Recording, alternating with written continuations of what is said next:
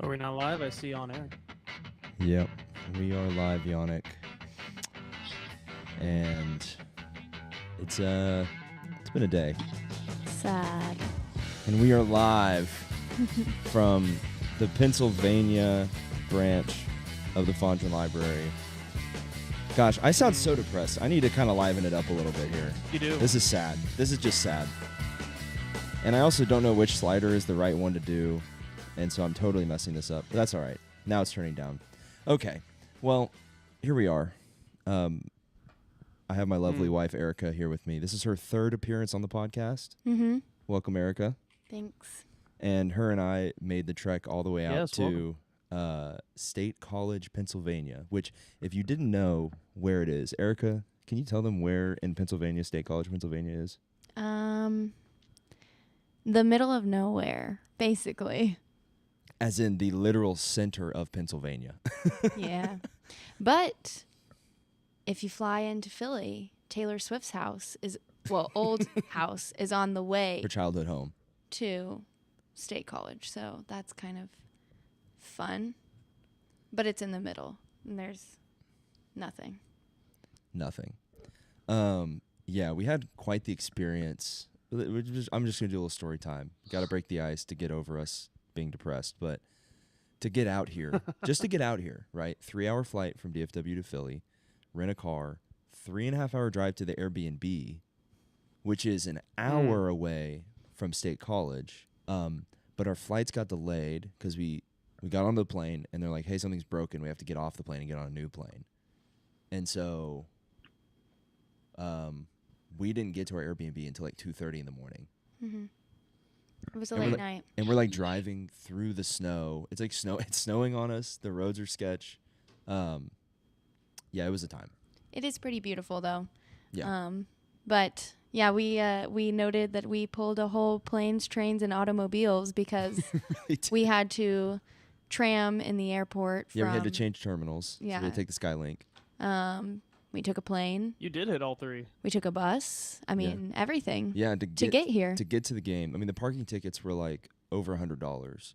But they have a pretty good bus system in State College, and so they had this whole route set up where you could park, basically do like a free. park and ride. Yeah, Yeah. park for free and then pay like $6 for the day to ride the bus there and back. So that was good. I mean, you can tell that they've filled a stadium with over 100,000 people a few times before. Yeah. Yeah. Yeah. How was that environment? Did it feel like 100,000? Oh, It seemed pretty It was intense. awesome. It was from the so broadcast. cool. It was fun to be a part of. I mean, obviously we were on the wrong side of the cheering, but it was really fun to watch and be a part of and just like feel the energy from everyone. I will say at first I was a little bit underwhelmed by the energy, but then when the team came out and they did their whole like first quarter celebration, I was like, oh no, like this is the real deal for sure. Yeah.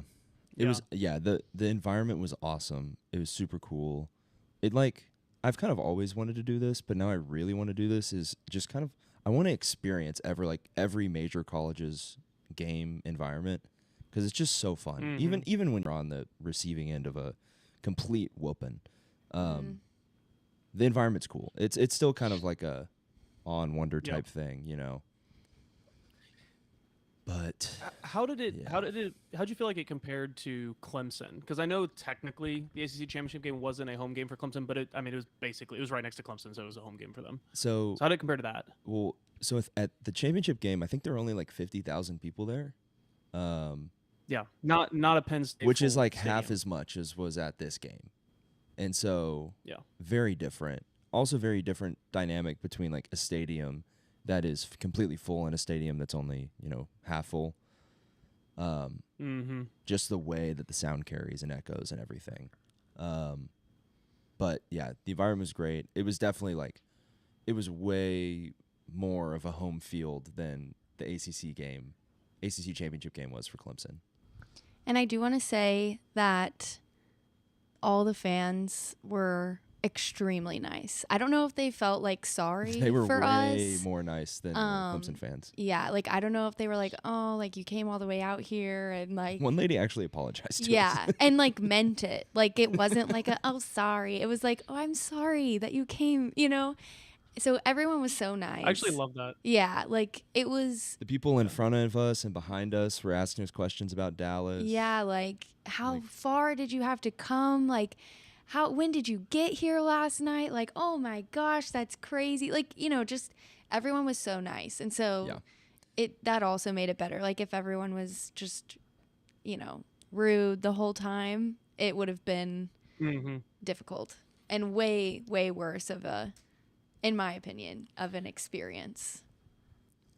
So. Yeah, I always give a little bit of grace to if a team's losing, if their fans, you know, maybe are a little more toxic than maybe you would expect on a regular league. But when they're winning, that's how you really tell if a stadium's got like good quality fans, is if they're not like kicking you down while they're winning. So it's nice to hear. It's good to hear that Penn State's got some good fans. Yeah, I definitely agree. It would be, I mean, the scoreboard spoke enough for itself.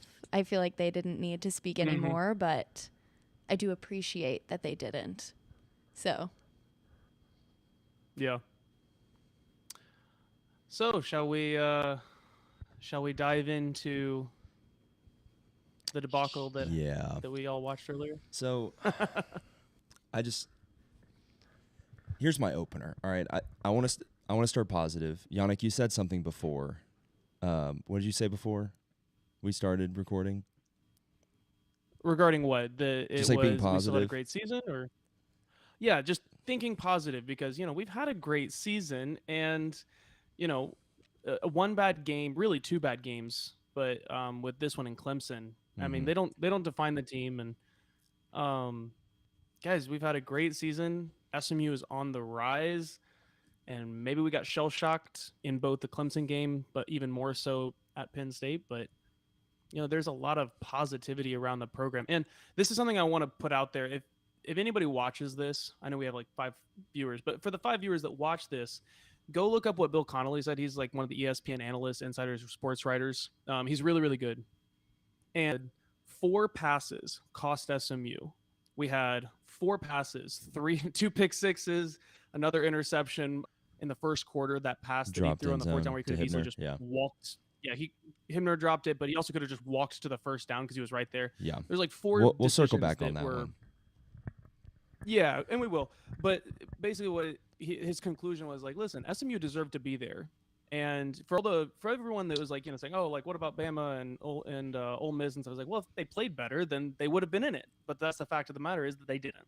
And SMU did deserve to be there. And 4 bad plays really make this game seem worse than it is. So anyway, all that being said is we've had a great season and, the team didn't give up, but, crucial mistakes in a playoff game, I mean, they will cost you the game. And it's obvious. I mean, it cost us at Clemson and then it cost us at this game. It's just really untimely, just catastrophic mistakes. It'll cost you the game, even if your defense is elite. Yeah. So good positive start, Yonnic. I also just want to lead with obviously this season has been far greater and far more than any of us could have ever dreamed or hoped for. So we're extremely grateful and extremely proud of the team for how far they came, what they accomplished, what they proved. And I'm proud to be a Mustang. I wanted to lead with that because right now 100%. I am also just kind of embarrassed to be a Mustang. And just okay, the game was 38-10, right? We gave up 2 pick sixes and then basically another interception. So there's another 7 points, right? So take off 21 points from that 38. We're down to 17. And the pick sixes they give them points and they take away our chance for points. So it's really, if you think about it, it's even more. It's more, but I'm being conservative here, all right? So take away those 21. Sure. That's 17-10, right? So they're only leading by a touchdown. Then we had 2 red zone no scores, right? The one where the defense literally gave the offense the ball with, in the red zone, and we threw an interception, right? Yep. And so there's 7 points there. Okay, so now we're tied 17-17. And then the other red zone where we had, I think, a false start or a hold, set us back, and then Jennings decided to run backwards and got sacked, and then we had the missed field goal because it was into a pretty strong, stiff headwind. So those plays, literally just those plays there, it would be 24-17 SMU, which is also amazing if you look at it. The only points that the defense gave up by themselves is 17 points. I think the defense played an exceptional game. Like They really did. Our defense is was absolutely thrilled with top them. notch. Okay.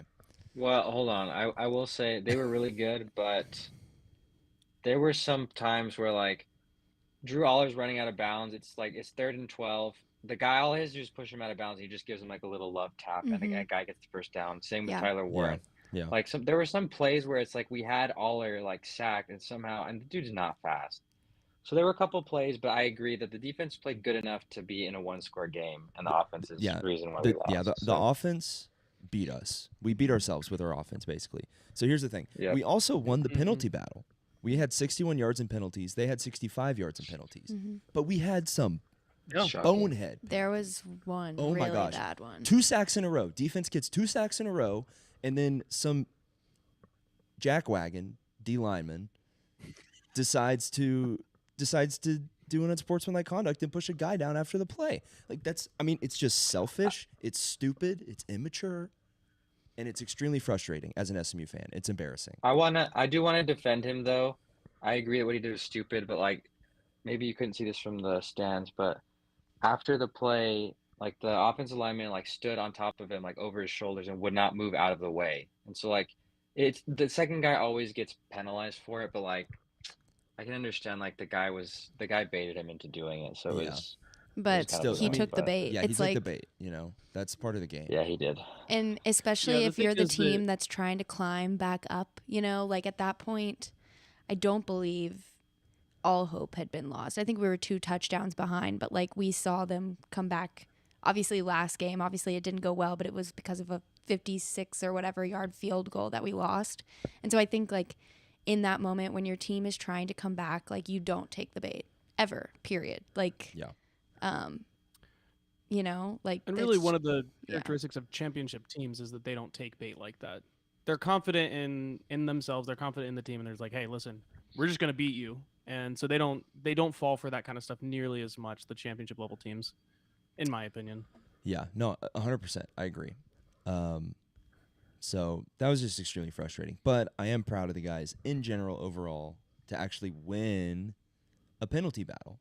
I don't know if we've done that all year. We may have, but I don't know if we have. not in games that mattered. I mean, Yeah, definitely not. In it's an important game. improvement. So Yeah. it's nice to know that they tightened things up in that regard. They worked on that. What they didn't work on, well, okay, let's talk about Kevin Jennings. Really quickly, the game in general, something that was interesting, like just being there, looking at the stats. At the end of the game, there was a difference of like 80-something total yards Yeah. in the teams. And I think that's just like painful when you then like look at the scoreboard, because I think that just emphasizes the amount of just like easy wins that we gave them. Because at the end of the day, like 80 yards is like a difference of 1 touchdown. And typically when, teams are just throttling other teams like we saw today, there's a difference of like 200 Hundreds, total yeah. yards. And so it was just crazy to look up at the scoreboard and see that we were just 80 yards less, like had run 80 yards less than rushing yards, we were way behind, but total yards, it was 80. And I was just like, Yeah. that is crazy. And I think, yeah, something that was frustrating to me too was like I got absolutely dominated and lost by 10 points, lost by 28 points. So like the record books are going to show that Indiana was close because they scored 2 garbage touchdowns. And I know that we were way behind, but like the game was competitive. Like if you take away the 2 quarterbacks, which obviously is the biggest, player, like our team, everybody except the quarterback showed up to play. all that whole I agree. defense, everybody else on the offense except maybe Savion Byrd. I mean, he was good in the first half. They didn't deserve to be blown out, but just like 3 or 4 boneheaded plays from the quarterback, and it's over. So it's just that's what's frustrating for me too. Is Yeah. I'm gonna interject a little bit here because, when as you guys say, the quarterback's the most important position. This is why quarterbacks get paid the most, like in college football and in the NFL. That's why they get paid the most because they have the most responsibility on their shoulders. Now that being said, and is this game on Kevin Jennings? I'd say 80%. Yeah, sure, it's 80% on Kevin Jennings. But I said in the preview, if we're gonna win this game, we would need a big game from Kevin Jennings and we need a big game from Brashard. Brashard averaged 3.4 yards a carry. Yeah. They had 2 running backs that averaged 6.4. And one went for 90 yards, one went for 70 yards. So, yeah, Jennings and early in the game with those 2 pick sixes, like he wasn't really getting a whole lot of pressure on him. Later in the game, obviously he was. I think the O-line got basically tired of just getting beat up anyway, doesn't matter. But at the same time, in order for your quarterback to, do well, you kind of need a running game too. Like teams that only have passing, it's a lot easier to defend that. Now, it's not an excuse for Kevin Jennings. Obviously, he needs to learn from this. He really looked like a freshman out there. Yeah. And he looked like he had never been on a big stage before. and to be fair, he hadn't been. So I know he's not, but this is his first year playing. Like he looks like a first year starting quarterback is what he looked like, and he looks like this is the first time he played on the big stage, and it is the first time he's played on a really big stage like this. It's just unfortunate And that it it's shook at him. the end of the season and not early in the season when you would expect that more. Like at this point, we've seen But we've would seen you rather Kevin make great play plays. Penn State in week 1 or play Penn State now? Because you play Penn State week 1, it could derail your season by just getting pummeled because you're not ready for it. Yeah. Or, I mean, now, if you win those games, it's huge, but that's why a lot of Notre Dame did. But, like, most teams don't do that. They intentionally schedule easy games early. So do you want to risk it, or do you want to do it at the end? There's pros and cons with it, is all I'm saying. For sure. But I mean, I I don't like how our season this went. isn't the first time we've seen it though. This is exactly what happened at Duke, and we were so lucky Nah. to get away with it. Duke's not So that's Penn my big State. problem. That's my big problem. I'm talking about that's my big problem with Kevin Jennings is like we've seen him bounce back from mistakes. He did that against Clemson, but in Duke he did not. It snowballed, and the same thing happened today. He completely lost his head, and we lost because of it. And to your point about the running game, I mean, in the second half, like we couldn't run the ball. We didn't even try. So like I don't think it's fair to say like the running game let him down. I mean, he put us in a hole that we were never going to climb out of, and we had to just throw. And so that's kind of why we kept getting beat with the pass rush because they knew we were going to throw the ball. Like we didn't have time to run the ball. So of course they can just pin their ears back. And so Yeah. I don't blame this on the coaches. I don't blame this on anyone except the quarterback. He lost that game for us. And I still think he's the guy, but he lost the game. For sure. And a part of the running too, I think, the offensive line was definitely outsized. And there were a lot of plays where, their guys in the box just completely stuffed the holes. And Brashard was not getting through there. And the offensive line didn't really have much power to make space for him. And so I think a lot of that was downsize. I think, we probably did a pretty good job in trying to make up for that in kind of our plays and like how we ran them. But, I mean, you can only do so much when their defensive line is averaging more weight than yours, and probably more speed too. Yeah. But yeah, on talking about Kevin, Kevin's an amazing athlete, and we've seen just the greatness of him this season. And I'm so excited that he has 2 more years of eligibility because that's 2 more years of growth that we're going to get to see from him. And he is elite. He's going to be amazing. And I think this game will be a really good learning experience for him that will propel him into next season to just be an all-star. Because we talked about how Kevin is always really good at coming back from bad games and responding. And I think him never really coming back during this game, and he doesn't have another game to come back from. I think this one is going to be a rocking issue all summer long, all spring until football season rolls around. Maybe. or I hope so. it's a bad rock in a shoe that Yeah, you hope so. becomes. I don't. It's. Stuff like that. Like, I mean, Do you I think hope. this could break him? Is that what you're saying? Well, no. But I hope that he also doesn't. Like, I think it's easy to. I mean, this game was so bad for him, and I think sometimes that can shut people down, especially when they don't have an immediate chance to like turn things around. Yeah. It's a lot of pressure for next season. We'll just put it that Oh, way. for sure. Which It I can think could happen. very But, easily, I- you know. I think what helps is that the culture of the team is really good and the coaching staff is really good. Yeah. And I think that really helps with Mhm.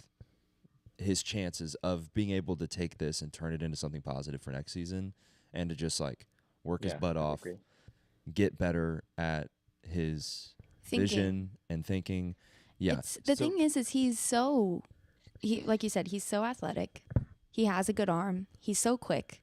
But there are decisions that he makes when under pressure that are just not ideal. And Yeah. like the first one is instead of stepping out of bounds, forcing a play, having your passer drop the ball because you forced a play and then you lose the ball Yeah. because it's fourth down. like you had the first down, just take it.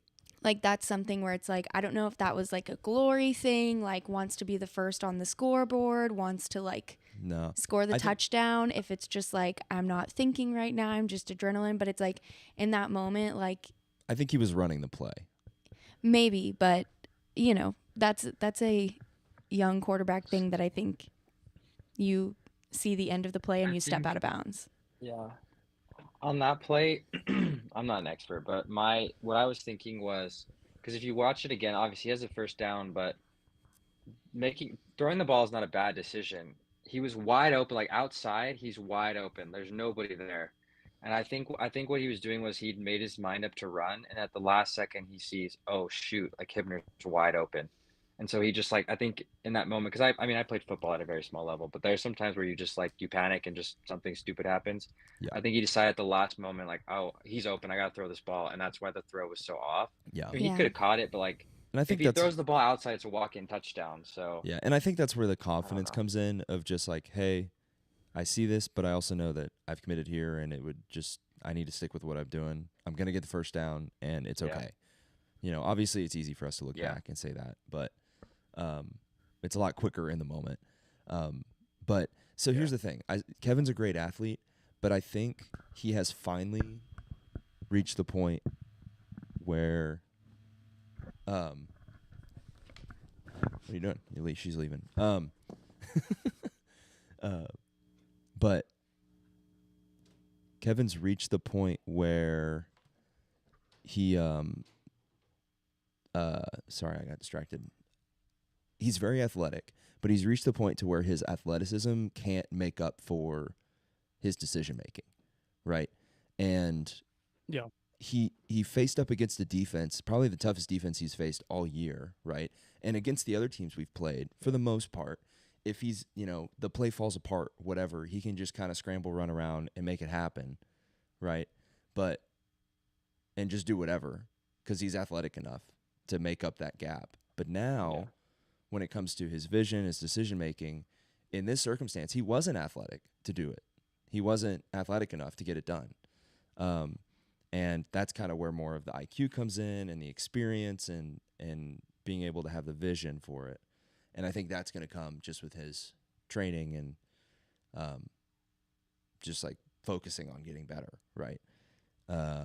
Mhm. yeah. And it's kind of been an undercurrent throughout And I the think, entire too, it's season, like- right? Oh, God. Oh, I was gonna say, like, I've heard articles, people talk about, like Kevin is an amazing playmaker.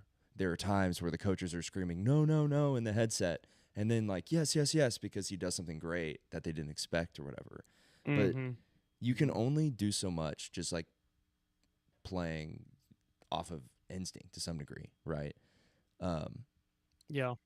And so there's just those instances where it's like he turns what would have been just a sack into an interception because he's just trying to like get rid of it, or make an athletic play to give it to somebody, or he fumbles it because he's not holding it right, or he doesn't do it as much anymore. But at the beginning of the season, he would run out of bounds behind the line of scrimmage instead of throwing it Just away, throwing it out. right? And so I think it's Yeah. the thinking process and the decision making and the vision that's going to need to continue to develop, because when you're up against really, really good teams, your athleticism can't fill that gap. Mhm. Yeah. And I agree with you. I think he needs to learn how for the first my view of the first interception is obviously the center does not go to the right spot. The nose tackle has a free run at him. He's panicking because the guy's in his face. That one I can kind of understand. The second interception, the second pick six, 3rd and 16. There's nothing there, but I think he feels the pressure to like I have to make a play. It's 3rd and 16. We're in plus territory. We're not going to kick a field goal, but like our defense is playing well so far. You just cannot make that throw. Like that's one of the worst throws I've seen in a long time because we were all watching. It was like, there's nobody there. There's nobody there. So at that point, I think he feels so much pressure. Like I have to do something here that he makes a really bad decision. He just has to learn like sometimes it's okay to throw the ball away and punt. Like our defense is playing good enough. Yeah. Like let's just live to see the next play. And he's just trying to do too much. Even some of the scrambles too, like you said, in the red zone in the fourth quarter, it didn't really matter that much, but on the field goal one, like he's at some point, like you just like throw it away, like there's nothing there. Yeah, it's just a matter of maturity. He like again, he looks like a first-year starting quarterback, and he is. And so there's you got to hope that the coaches obviously see it. They're going to work on it, and you got to hope that he's going to be able to work on his mental game, because obviously, like you said, he's got the athleticism for everything. He's just got to work on his mental game for the next year and his decision making, and that's a hard thing to work on. But I think we have the right coaching staff to do it, and we're also, I don't know if you guys know this, but I know our offensive line was struggling. But 2 of our 4 incoming transfers are, ex 4-star offensive linemen. I mean, this is something that even before this game, I mean, the coaching staff already knew this. They knew this was a weaker spot for us, and that KJ needed more protection so that he can actually sit in the pocket more and actually make these decisions. Yeah.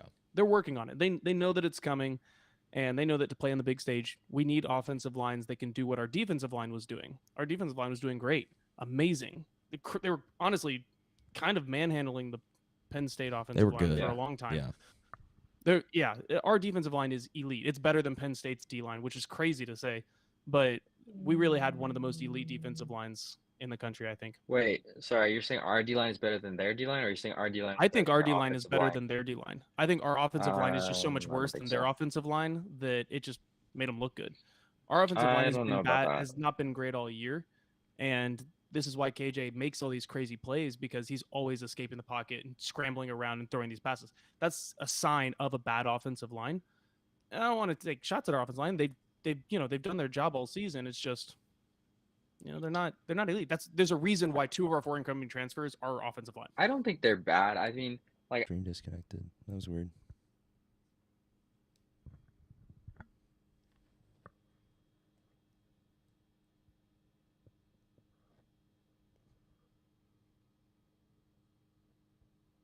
Y'all back?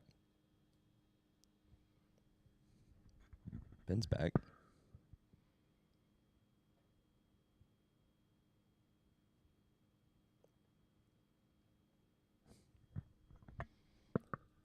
Let's see here.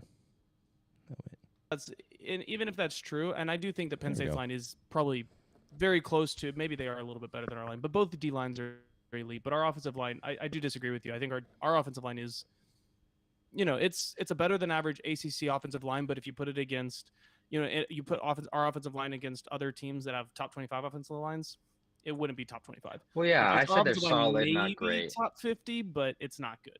And if you're not Well, I top said 50, that's bad. I'm saying they're not a bad unit. They're good. They're not great.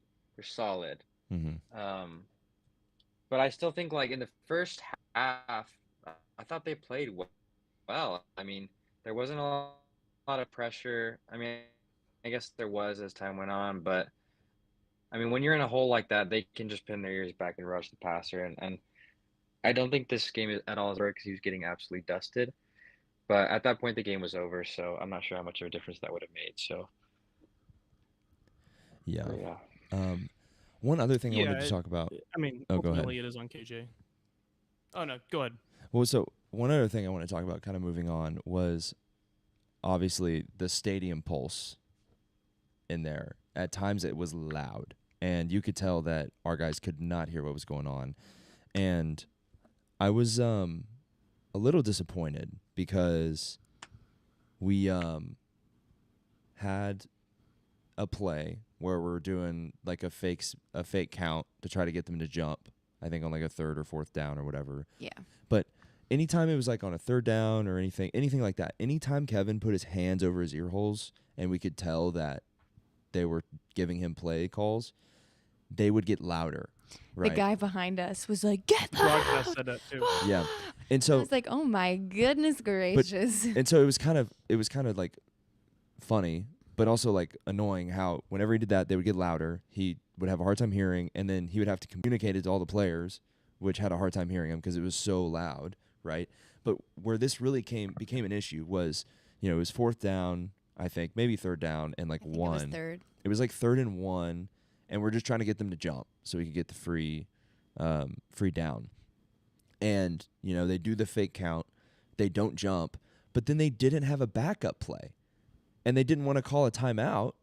And so Kevin puts his hands over his ears, and everyone gets loud, and he can't hear. So my thought is you know exactly what the environment's going to be like. You know that it's going to be loud. You know that they're going to be loud when they can tell that you don't know what play you're going to run, and when it's trying to be communicated amongst the team. And so why do you go out onto the field doing a fake count and you don't have a backup play to run already communicated? It just didn't make any sense to me. I think that was a ball dropped by the coaching squad in that circumstance. And that it only happened once.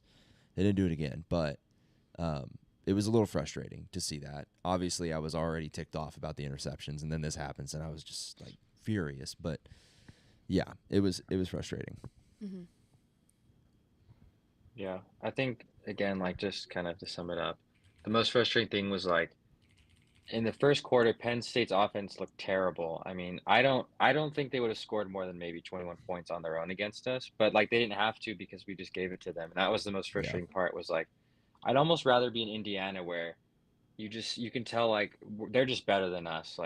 We stand no chance. Indiana, they didn't make any catastrophic mistakes. They just couldn't do anything. Whereas for us, we had a chance. We were good enough to be in that game, but yet we just shot ourselves in the foot 5 times. It's like Yonnic said earlier, one pick six is going to be tough when you're an underdog on the road, much less 2, and then the other 2 turnovers in the red zone. It's just, it sucks. It's what could have been. We could have been in that game. We could have won, and we just didn't. That makes it more frustrating for me. Whereas, like I said, if you just get bullied and you're just not good enough, you can accept that. But we were good enough, so it's frustrating. Yeah, it is, and it all just it's also frustrating because it fuels the flames of, the ACC sucks, especially after Clemson. They put up a fight against Texas, but they ended up getting kind of handled. But the SEC. But yeah, for Texas to beat Clemson like that, and then for us to lose like we did, the ACC looks like a joke right now, and it's kind of sad. It's kind of frustrating. It's embarrassing, and I'm not happy about it, and I don't feel good about it. Yeah, it's definitely not good for the long-term ACC prospects. Yeah, did you guys see Lane Kiffin? It doesn't look tweeting? good for recruiting. It doesn't look good for the conference as a whole. To some degree, I do think the exposure was good. Lane Kiffin's a joke. That guy's a joke. Lane Kiffin is so immature, dude. Did you see what Joel Klatt said?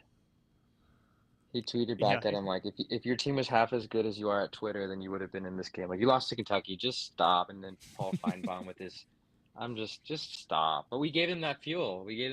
So it sucks. Yeah, it's tough. It's frustrating. Yeah, I don't ever think about what Lane Kiffin says, but it's not great for the ACC. That being said, We'll be all right. part of the issue is that we've had a couple programs in down years. Clemson is in a down year. Even Louisville kind of had a bit of a down year. And we had teams like us in Miami that just kind of dropped the ball, and so it's a down year for the ACC right now. But I actually feel, even though the sentiment may be low, I actually feel really good about the ACC. I think next year it's going to be an intense conference. I think that Miami's going to come in swinging. I think Clemson's going to be swinging.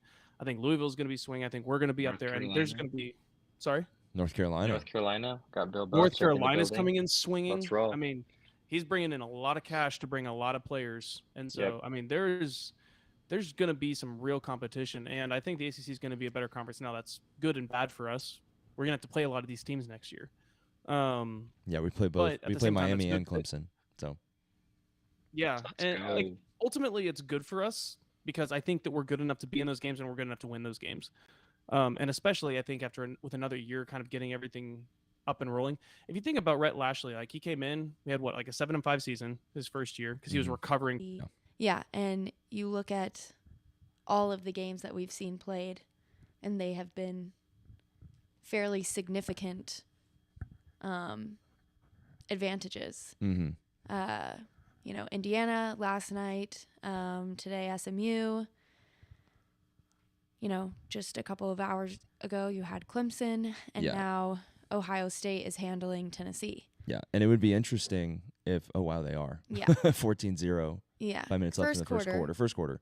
But it would be crazy if we had a home game Well, that's in Ford Stadium and packed it out.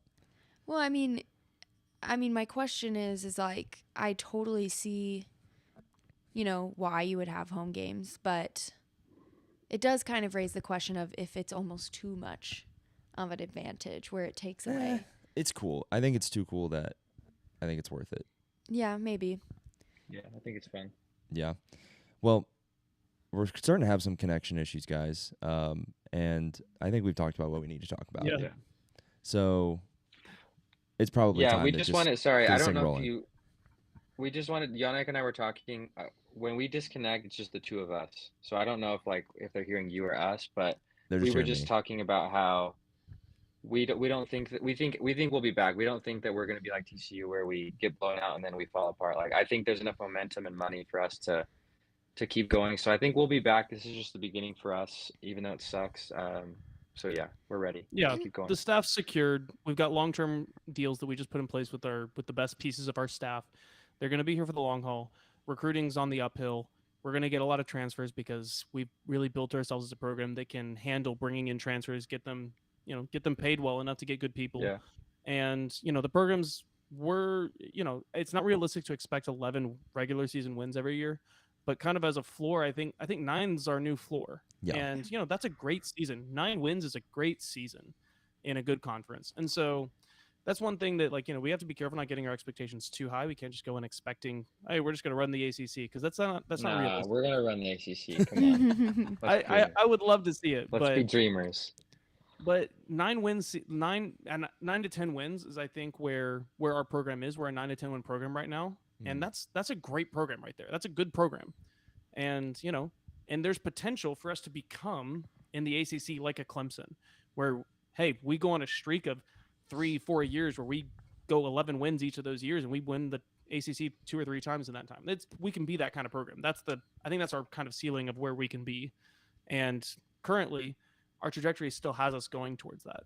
Yeah. And I think Yeah. too, like, I feel like we talked about Kevin a lot and how he didn't have his best game, but I do think like looking forward, like he has a whole year to, think about the game and correct it. And I think it's exciting to you think about TCU, they had Max Duggan or however you say his name, and they had him at their peak and then he left and then, everything changed. And I think this right now has been the peak of what we've seen, and we still have like the team leader, quarterback, obviously all the staff.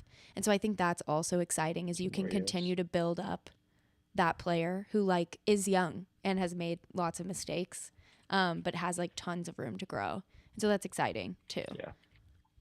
Yep.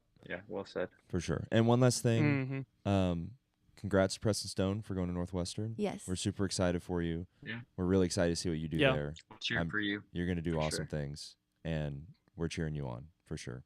Go Preston. But yeah, guys, Yep. I think that's about it. I mean, it was a fun ride. It was a real fun ride Yeah. this football It's season. awesome. It's been more than anyone would have ever expected. More than any of us guessed. And the football season may be over, but the Mustang mood is never over. dies. It's never over. Because you know what's happening Facts. right now? Freaking basketball season. That's right. That's right. And SMU basketball is doing great. And Pretty well. January 4th, I Them too. believe, we play Duke, I think. And I think some of us Oh, will be at yeah. that game. Something like that. And I'm sure there Who will knows? be some kind of coverage around the game, some kind of episode, something. Gotta be. Yeah. But Yeah. you will be hearing from us After the holidays, of course. after the holidays. Yes, Merry Yeah. Christmas, Yep. everyone. Hope you have a Happy New Year, Merry Happy Christmas. Hanukkah, Yeah. And pony up. and pony up. Pony up. Mustangs, baby.